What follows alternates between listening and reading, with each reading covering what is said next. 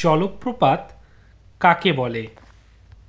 নদীর পার্বত্য প্রবাহপথে কঠিন ও নরম শিলাস্তর অনুভূমিক বা আড়াআড়িভাবে অবস্থান করলে উপরের কঠিন শিলাস্তর ধীরে ধীরে ক্ষয়প্রাপ্ত হয়ে নিচের নরম শিলাস্তর উন্মুক্ত হয় এবং দ্রুত ক্ষয় পাওয়ার কারণে হঠাৎ খাড়া ঢাল সৃষ্টি করে জলরাশি প্রবল বেগে উপর থেকে নিচে পতিত হয়।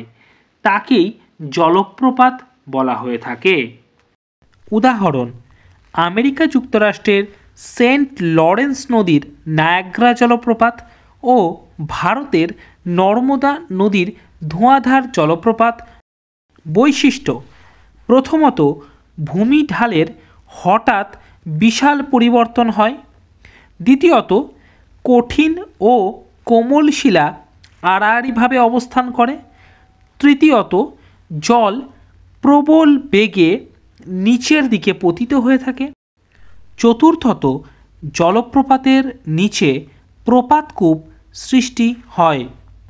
ভিডিওটি যদি তোমাদের ভালো লেগে থাকে এবং এই ভিডিওটি থেকে যদি তোমরা উপকৃত হয়ে থাকো তাহলে চ্যানেলটিকে অবশ্যই সাবস্ক্রাইব করে দিও, আর ভিডিওটি ভালো লাগলে একটা লাইক দিতে ভুলো না।